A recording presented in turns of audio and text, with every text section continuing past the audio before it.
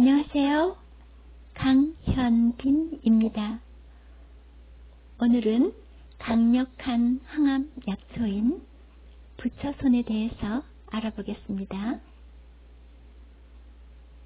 부처손은 바위에부터 많이 자생하고 있습니다.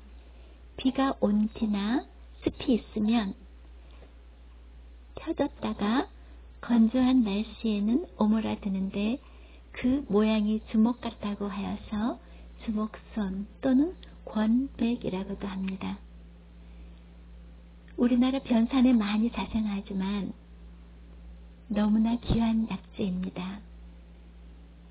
항암 약초이며 혈관 질환에 좋은 부처손의 효능에 대해서 천천히 알아보겠습니다. 첫째, 항암 작용입니다. 부처손 효능 중에 가장 눈에 띄는 것은 역시 강력한 항암 작용인데요. 특히 위암, 관암, 자궁암, 뇌암, 폐암, 인후암에 강력한 효능이 있다고 합니다. 부처손에는 탄닌, 페롤, 플라본 성분이 풍부하게 함유되어 있어서 각종 암세포 증식을 억제하는 효능이 뛰어난 것을 볼 수 있습니다. 두 번째, 혈관 질환에 효과가 있습니다. 부처손은 혈액이 침전되어 막힌 어혈을 풀어주는 데 도움이 되기 때문에 고혈압이나 동맥경화 등과 같은 혈관성 질환을 예방하는 데 도움이 됩니다. 또한 폴리페놀 성분이 함유되어 있어서 피의 흐름을 개선해 주어 동맥경화, 고혈압 등의 성인병 예방에 탁월한 효능이 있다고 합니다.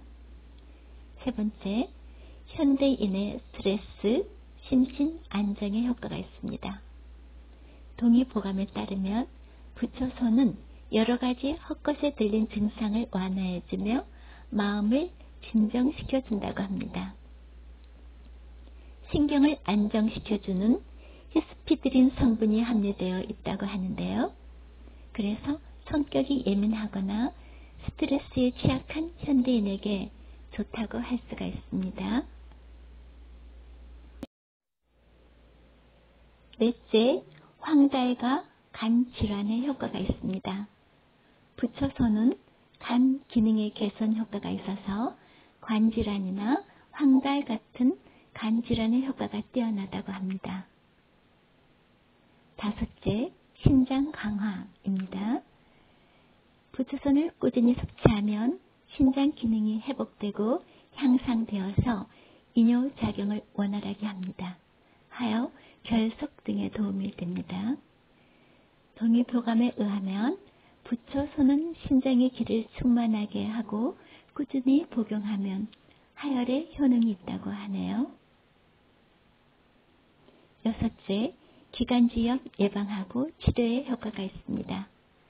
호흡기 질환에 의한 편도선염, 기관지염, 천식 등 호흡기 질환을 개선해주고 감기로 인한 기침을 먹게 한다고 합니다. 부처손 달인물을 하루 2석잔 꾸준히 드시면 편도선염, 만성기관지염, 천식, 기침, 가래 등의 좋은 효과를 볼 수 있다고 합니다. 일곱째, 부인병 개선에 효과가 있습니다. 생리통, 무월경, 생리불순, 불임 등 각종 부인병의 개선에 부처손의 효능이 뛰어납니다. 월경주기 개선으로 임신을 가능케 하며 생리불순, 생리통, 불임증이 있을 때 좋은 효능을 발휘합니다. 부처손 채취 방법을 알아보겠습니다. 부처손을 채취할 때는 뿌리 부분을 놔두고 전지 가위로 잘라 채취합니다. 그러면 부처손은 죽지 않고 시일이 걸리겠지만 다시 싹이 올라옵니다. 부처손을 뿌리 부분 쪽 흙이나 누렇게 변한 부분을 일일이 손으로 제거합니다. 그리고 털어내어 물에 하루 이틀 담가 놓으면 잎이 활짝 하면 다시 한번 손질을 합니다. 잘 손질된 부처손은 활용도에 맞게 건조 과정을 거쳐서 잘 활용하시면 됩니다. 그럼 부처손 음용 방법을 알아보겠습니다. 건조한 부처손 7에서 8g을 준비하고요.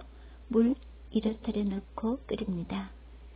이때 첨가물로는 대추나 감초를 넣으면 더 좋습니다.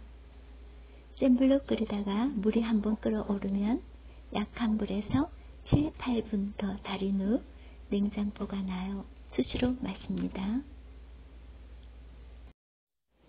그럼 부처손 담그는 법 알아봅니다.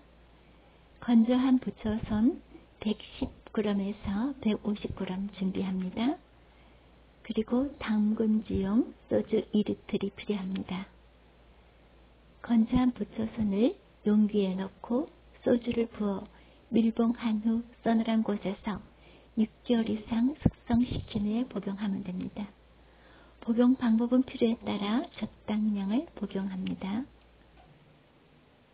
그럼 마지막으로 부처손의 주의사항을 알아보겠습니다. 부처손은 성질이 맵고 따뜻합니다.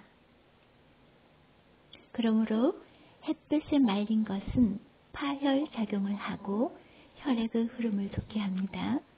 그러나 그늘에 말린 것은 지혈 작용을 한다고 해서 출혈을 적절히 막아준다고 하네요. 그래서 용도에 따라 건조 과정도 중요하다고 합니다. 지금까지 시청해 주셔서 고맙습니다.